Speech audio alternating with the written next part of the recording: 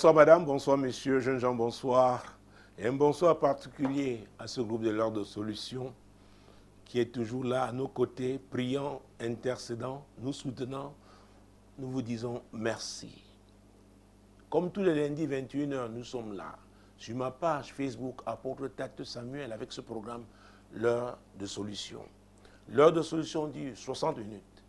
30 minutes pour traiter du courrier du jour, 15 minutes pour la rubrique « Oh Dieu, fixe-moi » et les 15 dernières minutes, n'est-ce pas, pour la CIMAC, la Convention internationale du mariage chrétien.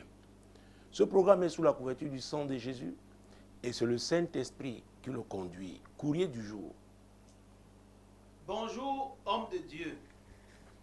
Je ne comprends pas pourquoi ma femme veut absolument que nos enfants s'installent à l'étranger alors que les deux premiers occupent de bons postes au pays et que la dernière deviendra bientôt un fonctionnaire de catégorie supérieure.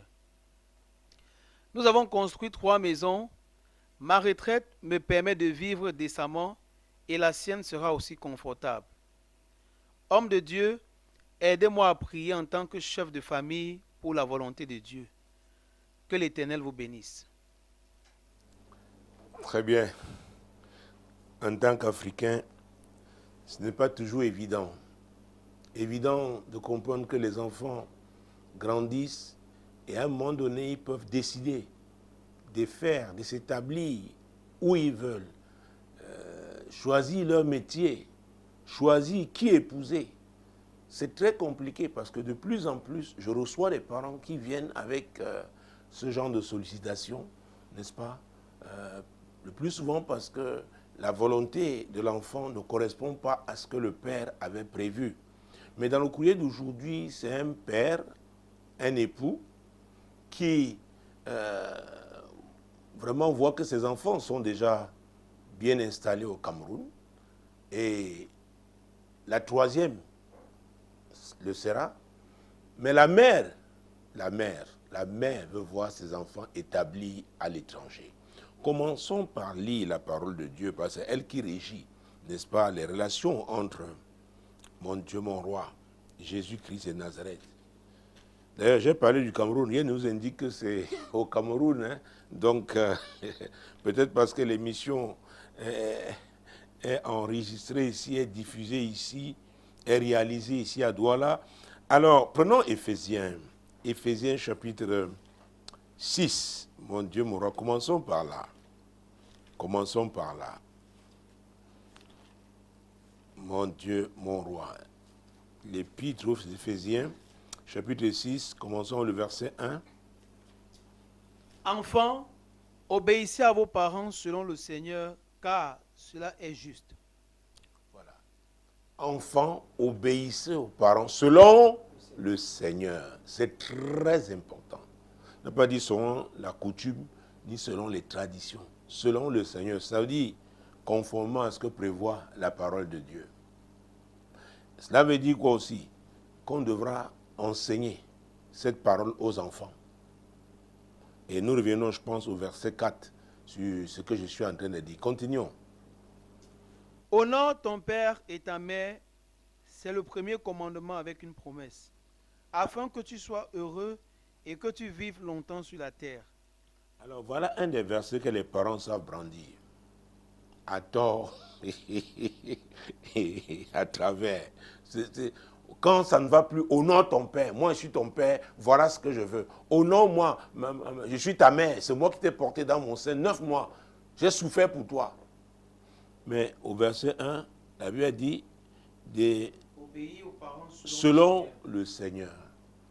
Donc ce qu'on veut voir là, s'accomplit dans la vie des enfants, ça doit être conforme à la volonté du Seigneur, conforme à la parole de Dieu. C'est très, très important.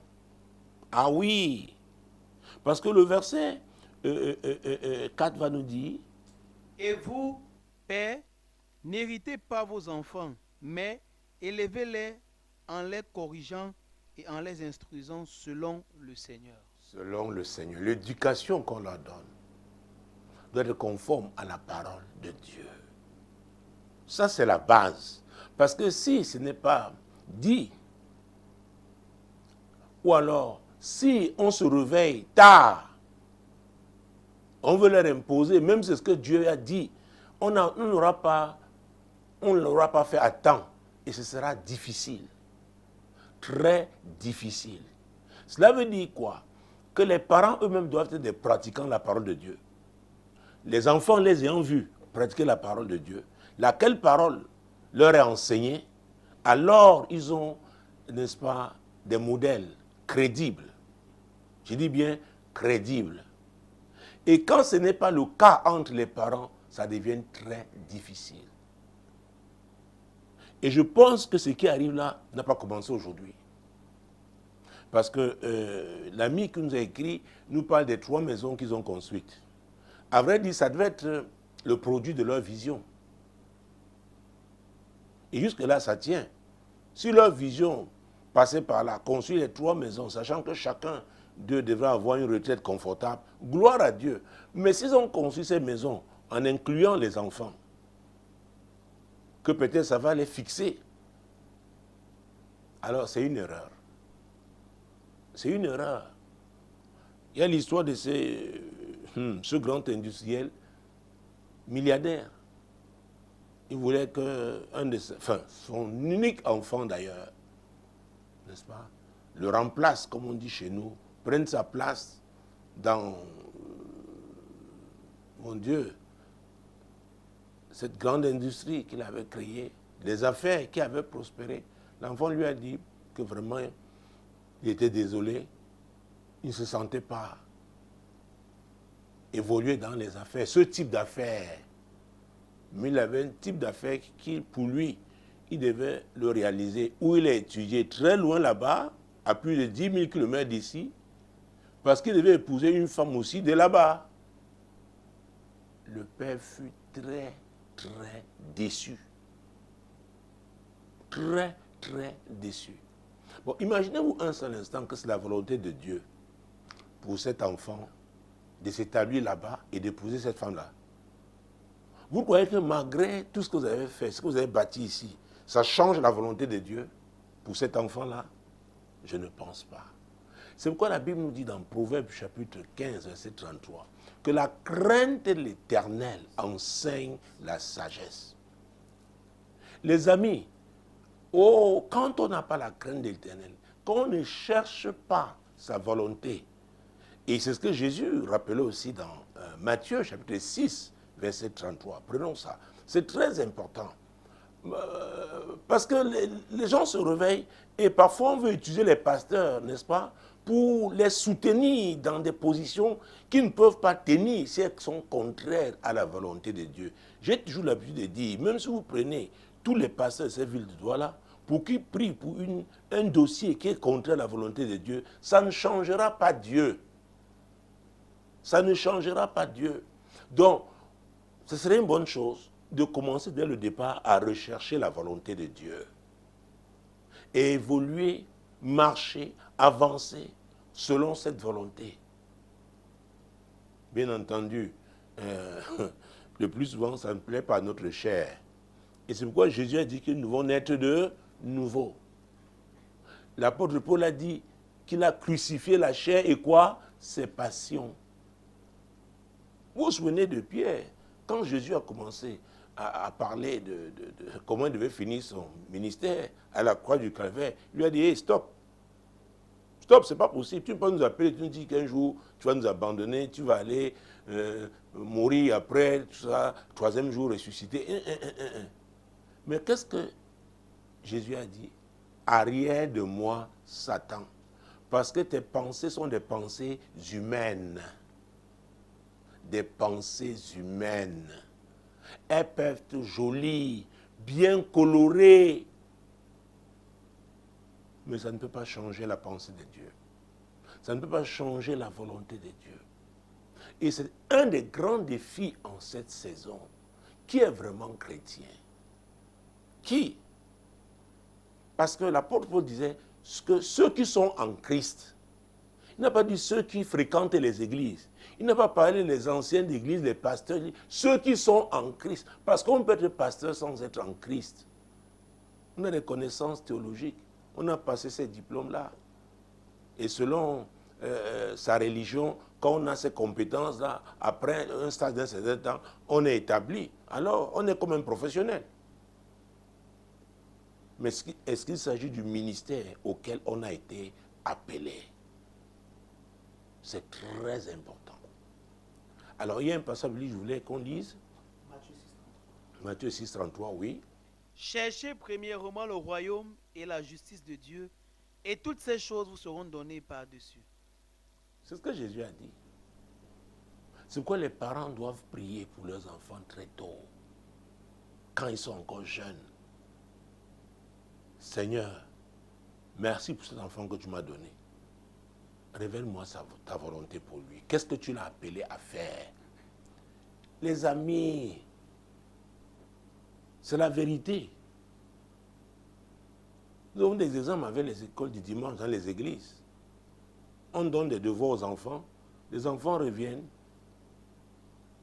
Il y en a qui se battent à faire leurs devoirs eux-mêmes. D'autres vous diront qu'à la maison, on ne prie pas. Mais les parents les poussent à l'école dimanche. Pourquoi? Parce qu'ils n'ont pas du temps. Ils vont chercher l'argent, ils vont. Je reconnais que les temps sont durs. Mais pour éviter de se retrouver plus tard en train de vouloir lutter avec un enfant par rapport à la volonté de Dieu pour sa vie, alors qu'on ne l'a pas suivi quand il était encore temps, ça devient difficile. Très difficile. Très difficile. Maintenant, l'ami me demande de l'aider à prier en tant que chef. Alors, il parle de la notion de chef de famille. D'ailleurs, il faut voir quand ça commence et quelle est sa limite. Nous avons vu des gens qui veulent réclamer leur chefferie sur leurs enfants depuis de 25 ans, qui sont libres de choisir, d'aller où ils veulent, de faire ce qu'ils veulent, de se mettre avec qui ils veulent. Mais non, oh, gênons, prions. Gênons, prions. Gênons, prions. C'est Dieu qui a établi la notion de chef. C'est dans Éphésiens chapitre 5, verset 22. Femmes, soyez soumises à vos maris comme au Seigneur. Car le mari est le chef de la femme comme Christ est le chef de l'Église, qui est son corps et dont il est le sauveur. Donc, Christ est le chef de l'Église. C'est-à-dire le mari là et sa femme sont membres de l'Église. C'est-à-dire les deux sont déjà soumis à qui? À Christ. Et le problème part de là. L'insoumission à son mari commence par l'insoumission à Christ. Plus tard, il va dire, Marie, aimez vos femmes comme Christ. Comme Christ a aimé à l'Église. Alors, le désamour, le manque d'amour, n'est-ce pas, qu'on doit, mon Dieu moral, j'allais même dire, le déficit d'amour vient du fait que ce déficit existe déjà entre la relation entre l'homme et Christ. C'est là le problème. C'est quand j'ai cité Proverbe 15, verset 33, la crainte de l'Éternel. Est-ce qu'on craint Dieu? La crainte de l'Éternel enseigne quoi? La sagesse. Et l'humilité précède la gloire. Tout part de là. Tout part de là. Peut-être l'ami qui nous a écrit a imposé son projet, construit 3 maisons, et la femme a suivi. Peut-être c'était pour un temps comme celui-ci. Pour dire, maintenant vous êtes grand, mais voilà ce que moi je vous conseille. Allez vous établir à l'étranger. Et voilà la troisième qui sortira, peut-être elle est dans une école, je ne sais pas, fonctionnaire de catégorie supérieure. Pour le père, il était satisfait que ses enfants ont réussi au pays. Il était satisfait. Maintenant, il réalise que mais non. La femme est en train de mettre la pression, que allez. Donc, il voit l'échec de son projet. Est-ce que la femme a participé au départ à ce projet? Et si elle a participé, qu'est-ce qui n'a pas marché entre-temps? Ben, c'est possible. C'est possible. Et c'est là où le dialogue est important. Il faut pouvoir communiquer. Il faut pouvoir communiquer. Nous parlions de rechercher la volonté de Dieu. Et l'apôtre Paul nous a donné un exemple. Il nous en parle dans Romains chapitre 12, verset 2. Je vous assure, de plus en plus, il y aura ces problèmes dans les familles. Et le plus souvent, c'est parce qu'au départ, il n'y a pas eu d'accord entre le mari et la femme. Et parce que, bon, on dit la culture, et parfois, les grands disent non, soumets-toi, soumets-toi. Mais il y a un moment, paf, quand on sent qu'on est solide, comme cette femme maintenant, les enfants sont déjà grands. Maintenant, elle exerce sa pression. Et le mari écrit parce qu'il voit comme si c'est en train de basculer. Il veut maintenant qu'on l'aide à exercer son autorité de chef. Est-ce qu'il est encore chef de ces enfants-là? Après, c'est là la question. Hein. Est-ce qu'il est encore là, chef? Parce que si la troisième va sortir bientôt un fonctionnaire de catégorie supérieure, c'est-à-dire elle est adulte même. Donc ses aînés sont certainement des adultes. Donc, ne sont-ils pas libres de s'établir où ils veulent? Vous voyez, c'est là. Romains chapitre 12, verset 2. Ne vous conformez pas au siècle présent, mais soyez transformés par le renouvellement de l'intelligence, afin que vous discerniez quelle est la volonté de Dieu, ce qui est bon, agréable et parfait. Voilà, le discernement. Nous avons lu, et j'ai cité Proverbe 15, 33 tout à l'heure. La crainte de l'Éternel enseigne la sagesse. Et l'humilité précède la gloire. L'humilité fait partie de la sagesse. Et quand vous lisez Proverbe chapitre 8, versets 11 et 12, vous découvrirez, je garde la main sur Romains 12, trouvons Proverbe chapitre 8. Car la sagesse vaut mieux que les perles, elle a plus de valeur que tous les objets de prix. Moi, la sagesse, j'ai pour demeure le discernement, et je possède la science de la réflexion. Oh, je vais souligner cette partie-là. Verset 12 qui commence par « Moi, la sagesse, j'ai pour demeure le discernement. » La crainte de l'Éternel enseigne la sagesse. Et cette sagesse se retrouve où? Dans la parole de Dieu. Puis venons lire Romains chapitre 12, verset 2. Ne vous conformez pas au siècle présent, mais soyez transformés par le renouvellement de l'intelligence, afin que vous discerniez, ça revient, le discernement, la volonté de Dieu, la volonté parfaite de Dieu. Parce que depuis 2 semaines, nous avons même parlé de la volonté permissive. Et ici, l'apôtre Paul finit ce verset 2 en parlant de la volonté parfaite. Ce qui lui est parfaitement agréable. Ce qui est parfait. Ce qui est parfait selon Dieu. Donc ce n'est pas facile. Ce n'est pas évident. Et depuis quelques semaines, nous parlons pendant nos réunions de semaine de l'amour de la vérité. Parce que c'est crucial. Dans Somme 11, 3, que dit la Bible? Si les fondements de juste sont ébranlés, que deviendra-t-il? Le fondement de juste, c'est quoi? C'est la parole de Dieu, qui est la parole de vérité. Donc, tu nous demandes de prier pour que vraiment tu puisses exercer ton autorité de chef. Est-ce que cette autorité-là, aujourd'hui, est valable pour des enfants de cet âge-là? Je ne pense pas. Non, ce sont des adultes. Ce sont des adultes. Même si les 2 précédents sont déjà établis professionnellement, ils sont libres d'aller où ils veulent. Bon, maintenant, est-ce qu'on peut leur donner des conseils? Oui. Les parents, à n'importe quel âge, peuvent donner des conseils à leurs enfants. Mais ceux-ci ne sont pas obligés de les suivre. Et c'est bien alors quand les parents s'accordent pour donner un conseil. Mais là, ça ne semble pas être le cas. Ce n'est pas le cas parce que la mère est en train d'exciter les enfants d'aller s'établir à l'étranger. C'est là où c'est compliqué. Ah oui. Vous savez, nous avons un exemple dans la Bible. Vraiment, j'aimerais que je suive bien mon temps pour ne pas le dépasser. Dans Actes chapitre 7, mon Dieu, mon roi. Actes chapitre 7. Étienne, n'est-ce pas, le premier martyr de l'Église, fait un récit très touchant. Et dans son récit, à partir du verset 2, n'est-ce pas, il nous parle d'Abraham et son père.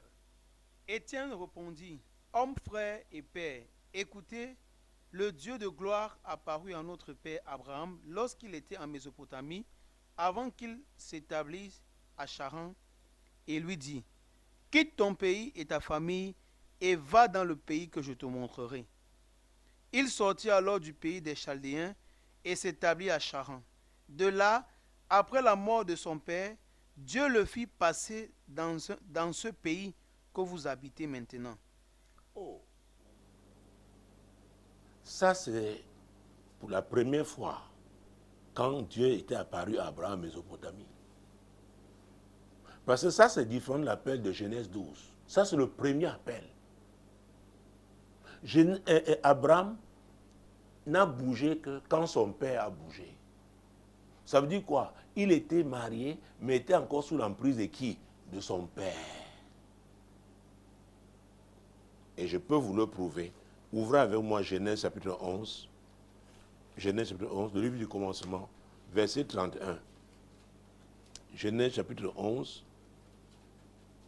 Et vous verrez, et là, c'est très clair. Verset 31. Térak prit Abraham, son fils, et Lot, fils d'Aran, fils de son fils, et Saraï, sa belle-fille, femme d'Abraham, son fils. Ils sortirent ensemble en Chaldée pour aller au pays de Canaan. Ils vinrent jusqu'à Charan et ils y habitèrent. Dieu avait parlé à Térak? Non, mais Abraham. Mais Abraham était sous l'emprise de son père. Et Térak veut dire détourner, retarder. Donc, que les parents fassent attention. Ne disons pas toujours que ce sont les enfants qui sont dans l'erreur. L'enfant peut avoir, oui, entendu la voix de Dieu. Laissez chaque enfant faire la volonté de Dieu. Et c'est pourquoi il devait être enseigné sur cette voie-là. Pour qu'ils ne s'en détournent pas quand ils deviendront grands. Ben, c'est ce que dit la parole de Dieu dans le Proverbe. Donc, ça devient compliqué à ce niveau. Des adultes. Et ça, il ne s'agit que de l'établissement territorial. Alors, quand il s'agira du mariage, ce sera comment? Le père peut avoir un avis qui soit contraire sur la mère. Et même leur avis peuvent être contraires à celui de l'enfant. On fait quoi? C'est pourquoi nous devons connaître nos limites. Et vous voyez au verset 32 de Genèse 11 que nous venons de lire, et qu'est-ce qui se passe? Comment est-ce que le chapitre 12, verset 1 va arriver? Lisons le dernier verset, verset 32.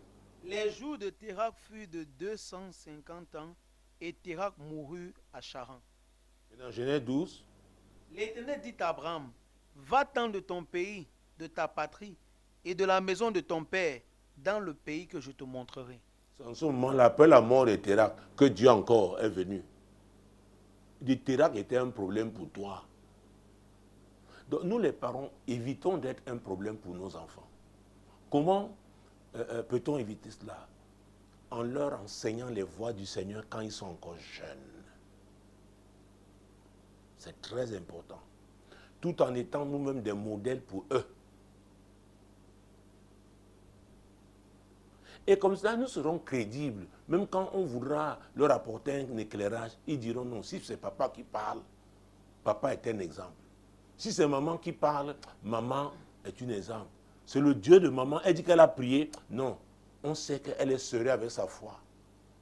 Si c'est papa qui dit, non, c'est celui qui a consulté Dieu avant de me parler. Vous voyez, notre propre témoignage. Ça, c'est le témoignage intérieur.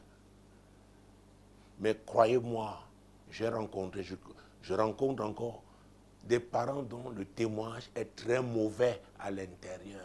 Les enfants même disent, si le Dieu là, c'est le Dieu de mon père là, ou de ma mère, ça ne vaut pas la peine.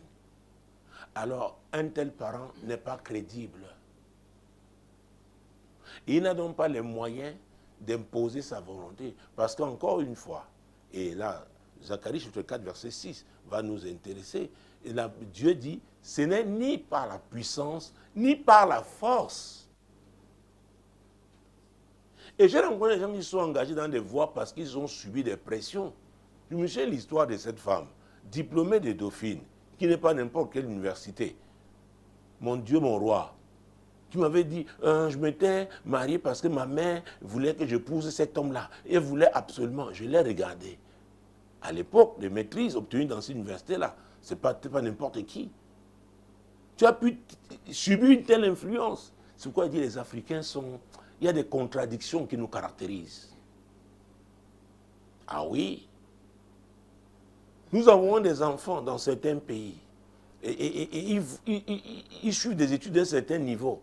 Et après, nous voulons nous leur imposer parfois nos points de vue villageois. Excusez-moi de m'exprimer comme ça. Nos points de vue coutumiers. Et quand ils ne le font pas, on dit oui, il nous manque de respect. Il a vécu dans quel environnement? Et maintenant, lui-même, quelles sont ses aspirations? Il y a l'histoire de cet homme qui a quitté ce monde il y a longtemps, qui avait construit un de ces grands châteaux dans son village, quelque part à l'ouest du Cameroun. Mais c'est devenu la brousse. Parce que qui peut entretenir ça? Et les enfants ont chacun leur vie. Chacun sa vie. Vous voyez? Donc évitons, chers parents, de nous retrouver dans des situations embarrassantes si on n'a pas placé Dieu, on n'a pas donné au départ la première place à Dieu. On n'attend pas d'avoir des problèmes avant de lui donner la première place. C'est vrai qu'il peut agir et c'est pourquoi nous prions. Mais pour ceux qui ne se sont pas encore retrouvés là, c'est le conseil que nous leur donnons maintenant. Nous faisons de la prévention. Commencez là maintenant à enseigner les voies du Seigneur, auxquelles vous croyez. Hein? Oui, il faudrait que vous soyez le fruit de ces voies-là. Et comme vous pourrez leur enseigner ces voies, les voies du Seigneur, et vous serez crédiblement venus pour leur donner un conseil qui tienne. Pour qu'ils vous écoutent même. Il y a des parents, des enfants qui d'office n'écoutent pas. Un étranger peut leur parler. Mais si c'est le père ou la mère, non. Il dit ces gens-là. Et il dit ces gens-là. Parfois, ils les connaissent bien. Chacun est un jongleur dans un côté, dans un pan de sa vie.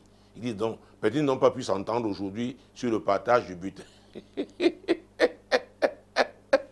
Oui, monsieur. Ah. Donc, faisons attention. Faisons attention. Vous savez, je finirai par un choix. Le choix que Rebecca avait fait. Elle était déjà mariée. Le serviteur d'Abraham avait envoyé...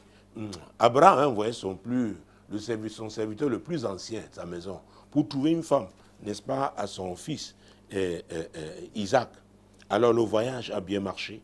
Et là, nous sommes dans Genèse 24. Nous sommes en train de sortir de cette rubrique. Genèse 24, mon Dieu, mon roi. Versets 55 à 59. Alors, prenons à partir du verset 54, parce que là, c'est la fête qui commence. Après quoi, ils mangèrent et burent, lui et les gens qui étaient avec lui, et ils passèrent la nuit. Le matin, quand il fut levé, le serviteur dit, « Laissez-moi retourner vers mon Seigneur. » Le frère et la mère dirent, « Que la jeune fille reste avec nous quelque temps encore, une dizaine de jours, ensuite tu partiras. » Il leur dit, « Ne me retardez pas, puisque l'Éternel a fait réussir mon voyage, laissez-moi partir et que j'aille vers mon Seigneur. » Alors il répondit, « Appelons la jeune fille et consultons-la. » Ils appelèrent donc Rebecca et lui dirent, « Veux-tu aller avec cet homme ?» Elle répondit, « J'irai. » Et ils laissèrent partir Rebecca, leur sœur et sa nourrice avec le serviteur d'Abraham et ses gens. Ils bénirent Rebecca et lui dirent, « Ô notre sœur, puisses-tu devenir des milliers de myriades et que ta postérité possède la porte de ses ennemis. » Vous voyez ça? Le mariage avait déjà eu lieu. Des questions pour elle maintenant d'aller retrouver son mari. Consulter la jeune fille, a dit, oui, je vais aller. Ils n'ont pas pleuré que ouais, tu nous fais ça. Ils ont compris que c'était la volonté de Dieu. Il faut laisser chacun aller faire la volonté de Dieu. Et parfois même, vous pouvez savoir que quelqu'un est en train de se tromper, mais vous n'avez aucun moyen de l'arrêter. Pour au moins sauvegarder ce qui peut rester de la relation, laissez la personne. C'est très compliqué ce que je dis. Hein. Ce n'est pas évident. C'est pourquoi il faut commencer à travailler à la base en éduquant les enfants dans les voies du Seigneur que l'on respecte soi-même. Ça fera qu'on sera crédible le moment venu. Et si l'enfant maintenant craint Dieu et maintenant décide d'aller dans une direction, peut-être c'est la direction que Dieu lui a donnée, laissons-le aller. Laissons-le aller, tout simplement. Et je n'ai plus assez de temps parlant de la mère. La mère peut en train aussi d'exprimer des inquiétudes. Peut-être elle a vu, elle sait qu'il y a des réclamations démoniaques dans certaines familles à partir d'un certain âge. Excusez-moi d'ouvrir cette page. J'ai déjà dépassé le temps imparti pour cette rubrique. Et qu'elle se dit, si je ne suis plus là demain, les enfants-ci ne pourront pas tenir autant qu'ils partent. Même s'ils sont déjà des adultes, ils ne peuvent pas mener le combat que j'ai toujours mené ici. Ça peut la concerner, elle, sa famille à elle, ou même sa belle famille, c'est-à-dire la famille, ta famille, toi qui as écrit. Et alors, avait dit, c'est salutaire pour elle que les enfants s'établissent à l'étranger. C'est ce que je voulais dire.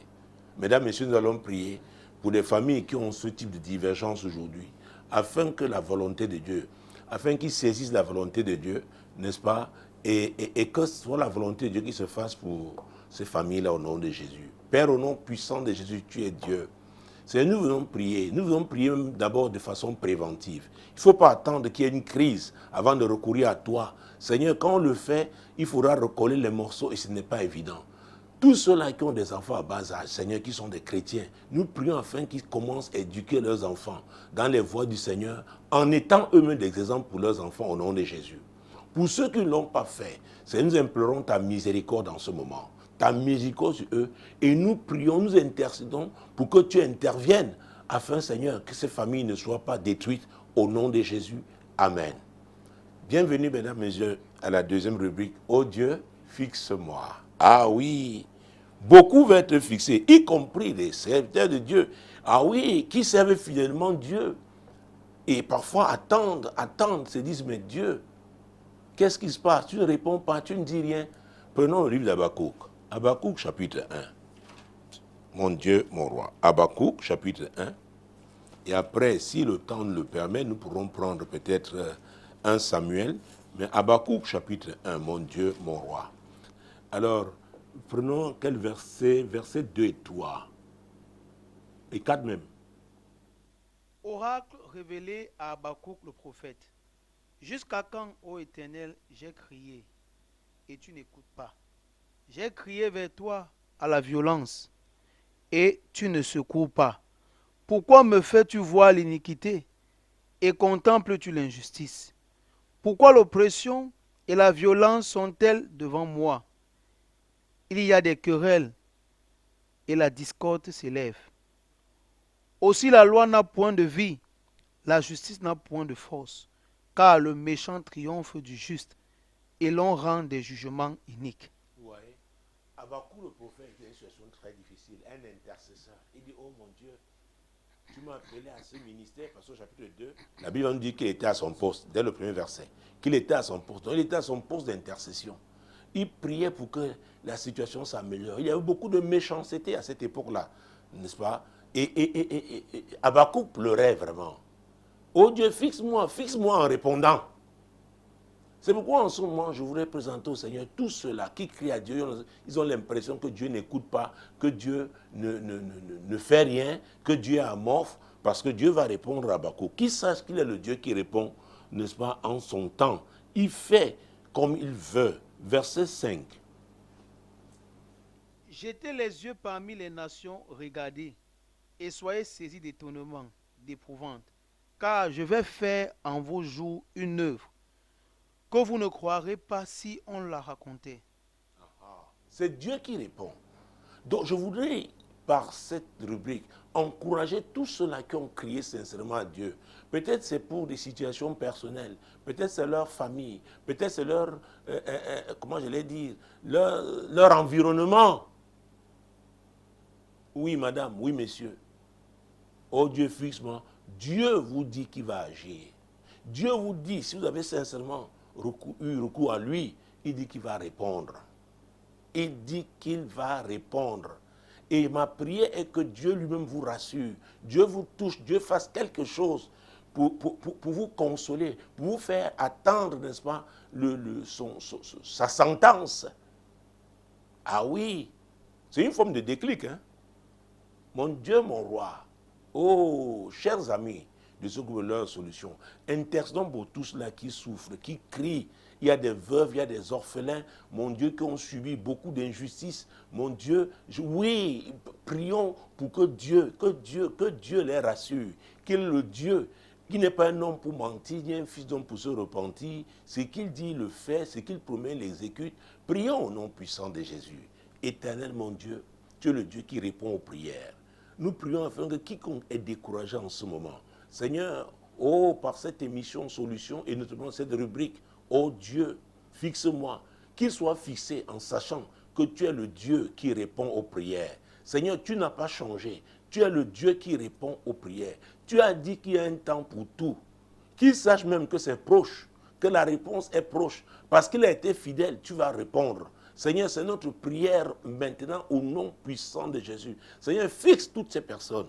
Fixe toutes ces personnes, oh Dieu, au nom puissant de Jésus. Leurs larmes n'ont pas été vaines. Leurs jeûnes et prières n'ont pas été vains. Non, non, Seigneur. Qu'ils le sachent, qu'ils ne jettent pas l'éponge, qu'ils continuent de prier, qu'ils continuent d'intercéder. Tu es fidèle, Seigneur. Accorde-leur la révélation de ta fidélité. Oh Dieu, encourage-les, fortifie-les, Père, au nom puissant de Jésus. Au nom puissant de Jésus. Et il y a une autre catégorie d'hommes parmi ces intercesseurs. Et je trouverai cette catégorie dans 1 Samuel. 1 Samuel chapitre 16, mon Dieu, mon roi, Jésus-Christ de Nazareth. 1 Samuel chapitre 16, verset 1. L'Éternel dit à Samuel, quand cesseras-tu de pleurer sur Saül? Je l'ai rejeté afin qu'il ne règne plus sur Israël. Remplis ta corne d'huile et va. Je t'enverrai chez Ésaïe Béthélémite, car j'ai vu parmi ses fils celui que je désire pour roi. Alors, ici, Dieu avait déjà fixé son serviteur, le prophète Samuel. Mais il continuait de prier, de crier à Dieu pour Saül. Saül qui était vraiment son premier produit en tant que, mon Dieu, mon roi, prophète national. C'était vraiment son produit, c'est lui qui avait oué Saül. Dieu l'a fixé en disant que non, ce n'est plus. Il a continué. Prions afin que ceux qui refusent la direction, la sentence de Dieu, qu'ils l'acceptent finalement parce que Dieu est Dieu. C'est très, très important. Écoutez, Élie le sacrificateur, chez qui Samuel avait vécu, il avait accepté la sentence divine. Il avait accepté la sentence divine. Et ça concernait ses propres enfants. Il avait accepté. Il y a des choses pour lesquelles Dieu ne veut plus changer. Donc ça ne sert à rien de prier par rapport à ça. Si on le fait, on perd son temps. Et on ouvre les portes aux frustrations inutiles. Prions pour cela au nom puissant de Jésus. Seigneur, nous sommes toujours dans cette rubrique, oh Dieu, fixe-moi. Comme du temps de Samuel. Seigneur, tu avais rejeté Saül, mais Samuel a continué de crier à toi. Seigneur, il y a des gens qui connaissent déjà ta volonté, mais qui continuent de crier à toi. Seigneur, tu es Dieu, nous prions, mon Dieu, mon roi, afin que ces gens comprennent, Seigneur, que tu es Dieu, tu es souverain, tu fais comme tu veux. Seigneur, c'est notre prière, oh Dieu. C'est notre prière, Père, au nom puissant de Jésus, qui ne continue plus à t'invoquer, Seigneur, inutilement, parce que toi, tu fais ce que tu veux. Mon Dieu, mon Dieu, mon Dieu, mon Dieu. Si vous voulez, je peux acheter un autre exemple. Nombre chapitre 22. Nombre chapitre 22. Mon Dieu, mon roi. Versets 9 à 12. Dieu vint à Balaam et dit, qui sont ces hommes que tu as chez toi?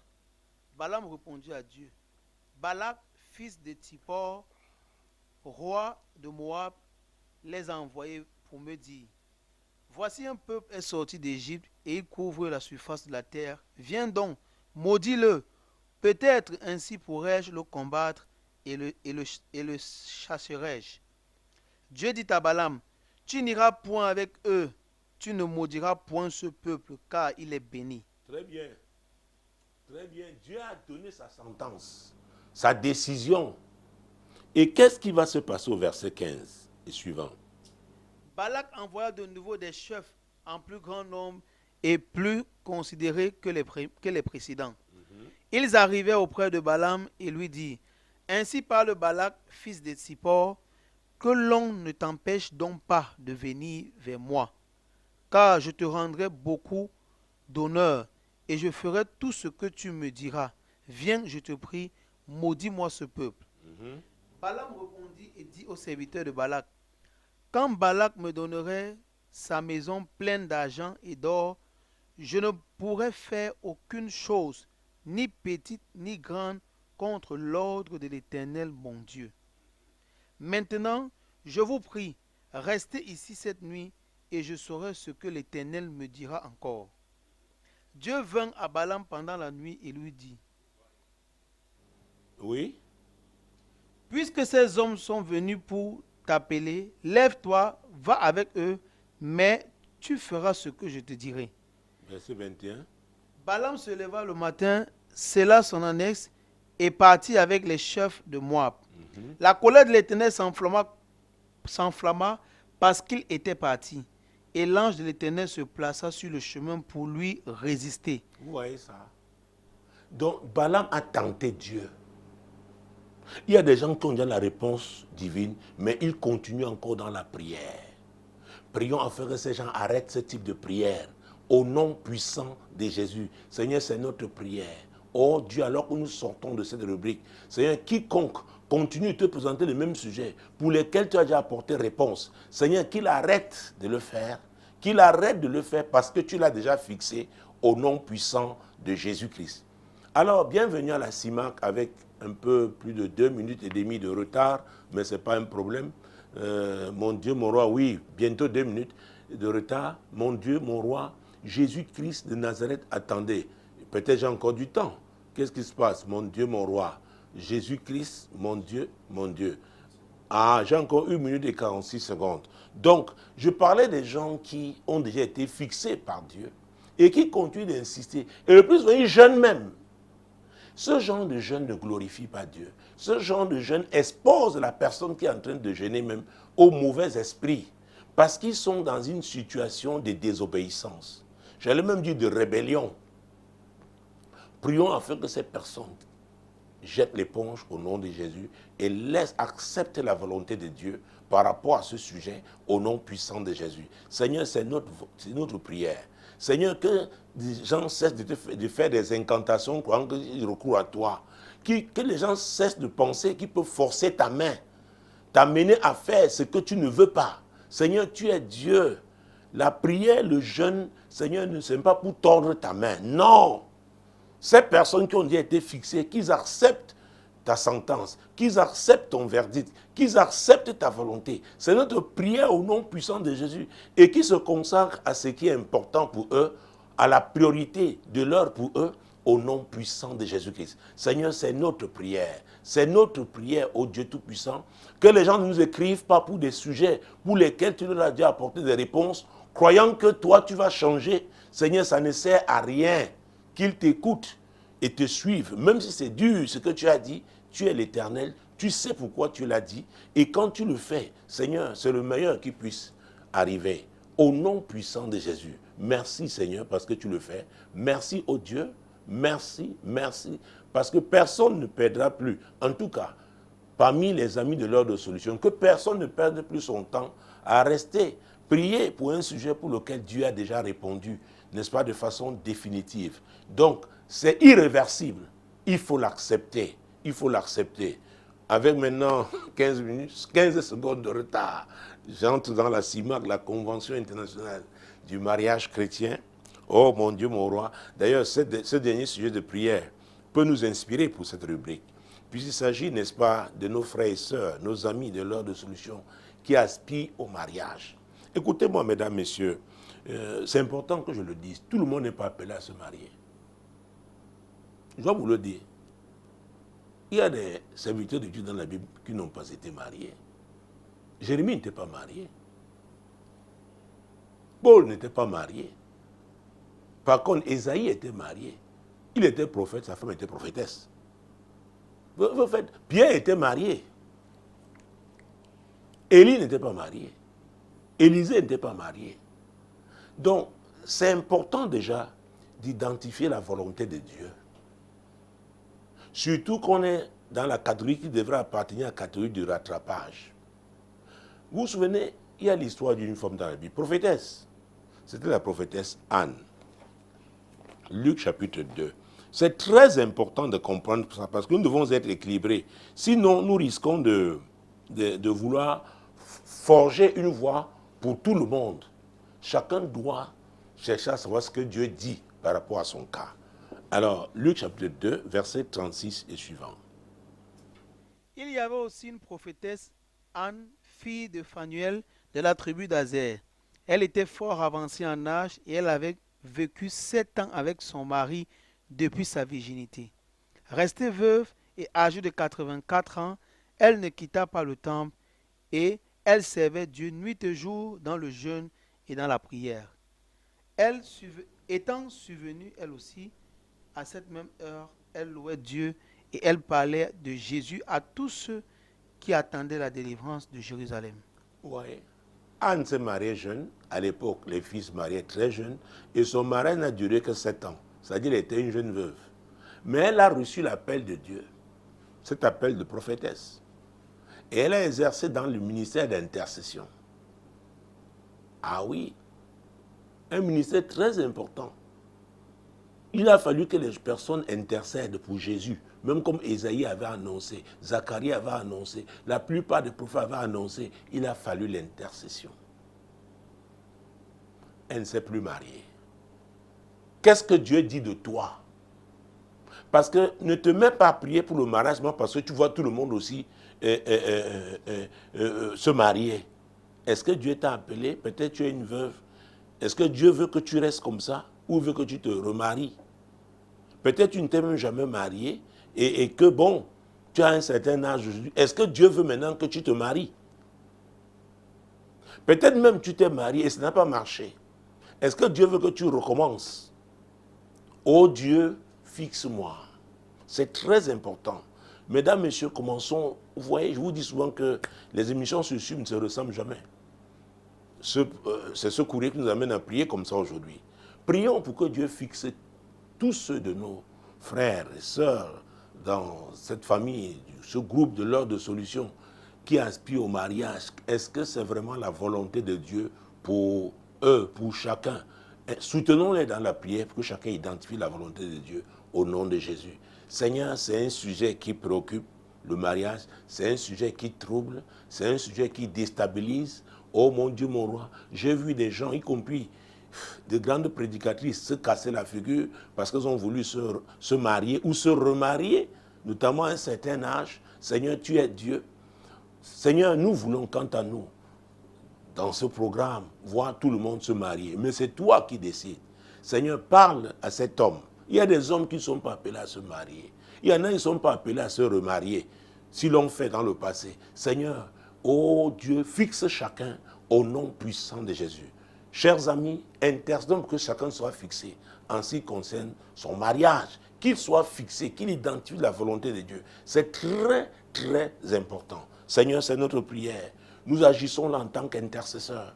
Nous venons crier à toi, oh Dieu. Nous ne voulons pas voir nos frères nous tromper, se marier tout simplement pour faire plaisir aux gens ou faire comme les d'autres. Mais nous voulons les voir se marier selon la volonté de Dieu, conformément à ta volonté, ô Dieu. C'est pourquoi nous intercédons. Seigneur, tu nous accordes le privilège, Seigneur. Chaque 2 mois, nous avons un mariage ici. Seigneur, mon Dieu, mon roi, mais ce n'est pas une raison que tout le monde se lance dans le mariage. Non, c'est nous voulons ta volonté parfaite. Nous voulons ta volonté parfaite. Seigneur, indique à chacun qui crie à toi quelle est ta volonté parfaite pour lui ou pour elle en ce qui concerne le mariage au nom puissant de Jésus. Il y en a même peut-être à qui tu vas demander d'attendre, qu'ils attendent au nom de Jésus. Seigneur, tu es Dieu, c'est ta volonté seule que nous voulons. au nom puissant de Jésus. Alors, nous avons commencé aujourd'hui par la deuxième rubrique, n'est-ce pas, le rattrapage. Alors, prions maintenant donc pour ceux-là. La volonté de Dieu est qu'ils se marient. Renverse, dans cette catégorie-là, le rattrapage, renversons les barrières hostiles à leur mariage au nom de Jésus.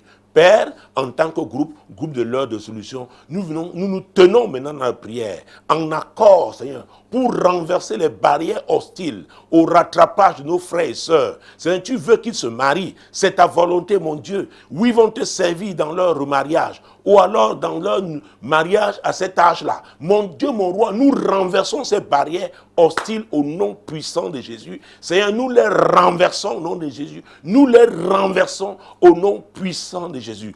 Et proclamons, déclarons qu'ils vont rencontrer ces rencontres, mon Dieu, prophétiques, mon Dieu, mon roi, opportunes en ce qui concerne les mariages, auront lieu au nom de Jésus. Seigneur, nous déclarons ce soir que les portes sont ouvertes pour les rencontres prophétiques, Seigneur, pour cette catégorie-là, la catégorie de rattrapage, au nom puissant de Jésus. Seigneur, ces personnes appelées à se marier dans cette catégorie, Seigneur, ces personnes se rencontreront au nom puissant de Jésus. Ces rencontres prophétiques auront lieu au nom puissant de Jésus. Et Seigneur, chacun, nous prions afin qu'il soit sensible, qu'il reconnaisse celui que tu envoies là, celle que tu envoies là, au nom puissant de Jésus. Allons à la première catégorie, les jeunes gens qui aspirent au mariage. Ah oui, ils n'ont jamais connu l'expérience du mariage. Et c'est normal, ils se sentent préparés. Prions contre tout esprit de manipulation. Lions tout esprit de manipulation afin que les gens décident, oui, en âme et conscience, pour assumer leur engagement au nom puissant de Jésus. Père, au nom de Jésus, nous prions pour cette première catégorie. Les jeunes gens qui aspirent au mariage, Seigneur, mon Dieu, mon roi, nous refusons toute forme de manipulation. C'est pourquoi nous lions l'esprit de manipulation au nom puissant de Jésus-Christ. Seigneur, nous prions que ce soit des hommes, des jeunes gens responsables qui vont assumer leurs engagements au nom puissant de Jésus. Seigneur, c'est notre prière. Arrête quiconque veut entrer dans une relation de mariage par manipulation, mon Dieu, mon roi, ou par simple désir charnel, au nom puissant de Jésus. Empêche ce type d'engagement au nom puissant de Jésus. Parlons maintenant de la troisième classe. Les époux chrétiens qui ont des difficultés dans leur mariage, les mariages ils se cassaient, mon Dieu, mon roi, Jésus-Christ de Nazareth. J'aime avoir le temps au moment venu, parce que je me programme par rapport à ce qu'on me présente. Oh, Jésus-Christ de Nazareth. Mon Dieu, mon Dieu, mon Dieu. Alors, ça va nous faire, nous allons revenir sur d'autres catégories. Mon Dieu, mon roi. Père, nous te présentons ces couples chrétiens, Seigneur, qui sont en difficulté dans leur mariage. Tu as dit, dans Jean chapitre 10, verset 10, sa partie A, le voleur ne vient que pour voler, égorger et détruire. Seigneur, le voleur qui est le diable n'aime pas le mariage chrétien. C'est pourquoi nous voulons te présenter aujourd'hui tous ces couples chrétiens qui sont en difficulté. Nous voulons intercéder maintenant afin que tu interviennes, afin que ces mariages ne soient pas brisés au nom de Jésus.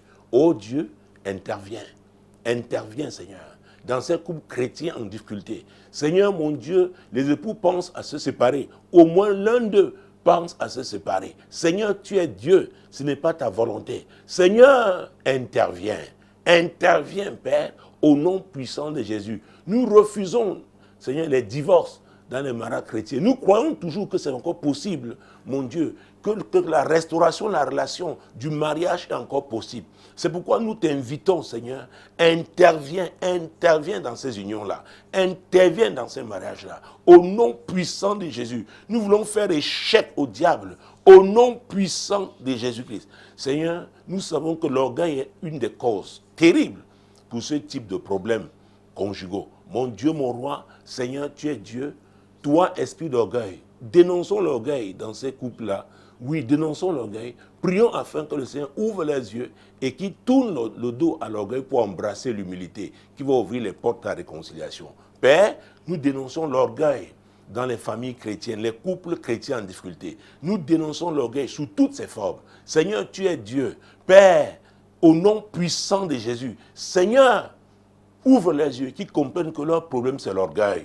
C'est l'orgueil. Ils n'ont rien à prouver à quiconque. Seigneur, qu'ils s'abaissent, parce que l'humilité est un abaissement volontaire. Qu'ils s'abaissent et te laissent faire, Seigneur, au nom puissant de Jésus. Seigneur, il y en a, parce qu'ils ne sont pas brisés, qu'ils réagissent comme ça. Seigneur, là où le brisement doit avoir lieu, Seigneur, qu'il ait lieu au nom de Jésus-Christ. Mon Dieu, mon roi, fais-le, Seigneur. Fais-le, ô Dieu, au nom puissant de Jésus. Fais-le, fais-le. Brise ceux qui doivent te briser, afin qu'ils comprennent que la voie salutaire, c'est celle de l'humilité. C'est l'humilité qui précède la gloire. Dieu résiste aux orgueilleux, mais il fait grâce aux humbles. Oui, Seigneur, c'est notre prière. Nous ne voulons pas voir ces mariages chrétiens, oui, être en difficulté, se détruire. Et parmi ces mariages, il y a eu des enfants. Les enfants sont comme perdus aujourd'hui. Intercédons pour ces enfants-là. Seigneur, nous intercédons pour les enfants des couples chrétiens qui sont en difficulté. Ils sont comme perdus aujourd'hui. Ils n'ont plus de repères. Seigneur, ils souffrent la situation du mariage de leurs parents. Et Seigneur, interviens, Seigneur. Interviens, Seigneur. Que l'ennemi ne profite pas pour ravir ces enfants. Seigneur, nous intercédons afin que tu rattrapes ces enfants, ô Dieu, au nom de Jésus. Et que ces enfants comprennent que leurs parents peuvent avoir des problèmes, mais que c'est toi qui es le Père fidèle. Tu ne déçois personne. Et qu'ils se tournent vers toi, Seigneur, au nom puissant de Jésus. Si ces enfants-là, Seigneur, sont très jeunes, Seigneur, suscite des gens à côté de ces couples-là qui puissent encadrer ces enfants pendant ce moment de crise. Suscite ces personnes, Seigneur, au nom puissant de Jésus. Seigneur, fais le Père, au nom puissant de Jésus. Permettez-moi de revenir sur la première catégorie. Ce n'est pas évident parce que ces jeunes gens qui veulent se marier, ce n'est pas facile aujourd'hui avec la conjoncture économique. Ah oui, financièrement, ce n'est pas évident. Il y a des familles, la dot coûte très cher. Disons-le, la dot coûte très cher pour des jeunes gens qui doivent commencer leur vie. Prions afin que Dieu intervienne en faveur de ces jeunes. Oui, que Dieu touche les cœurs des familles, afin que, Seigneur, on leur facilite la tâche, n'est-ce pas, pour se marier, pour que la dot soit revue à la baisse. Seigneur, intervient au nom puissant de Jésus. Seigneur, tu connais ces jeunes gens qui sont appelés à se marier, ce n'est pas évident aujourd'hui.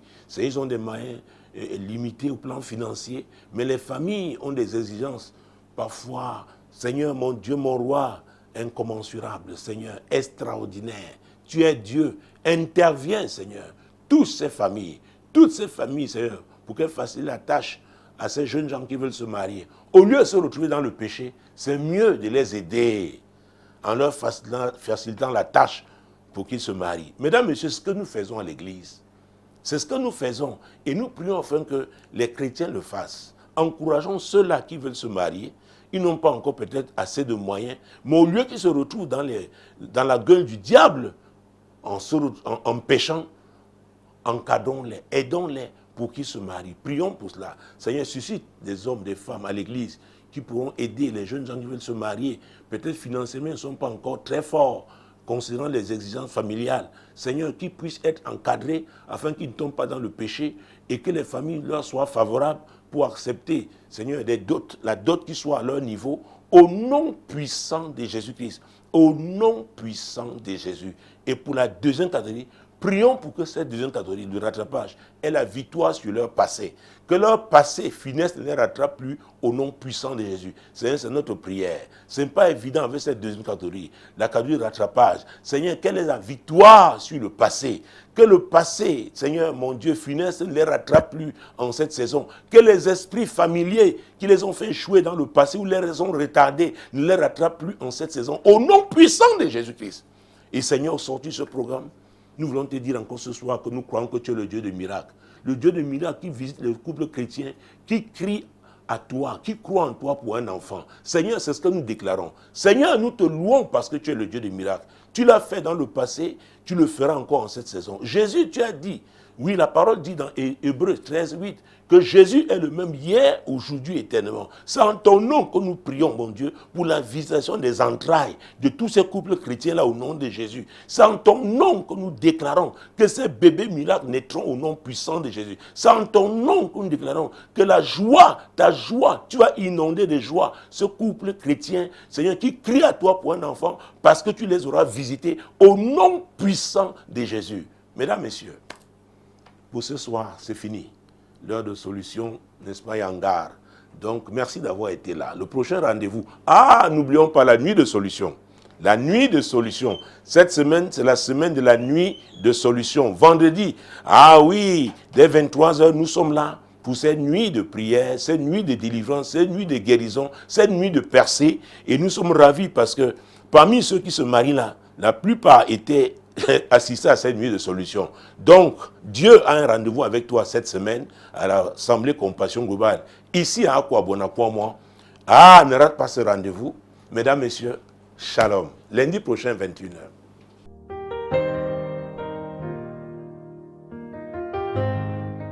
La Bible déclare qu'il est réservé aux hommes de mourir une seule fois, après quoi viendra le jugement.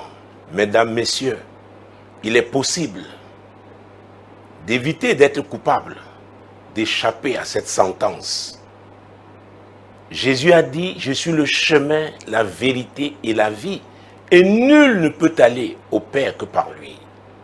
C'est Jésus que je vous propose. Et c'est maintenant. Répétez cette courte prière après moi. Seigneur Jésus, je crois que tu es le Sauveur. Je reconnais que je suis un pécheur et je demande pardon pour mes péchés. Je m'engage à te suivre. Merci Seigneur. Amen.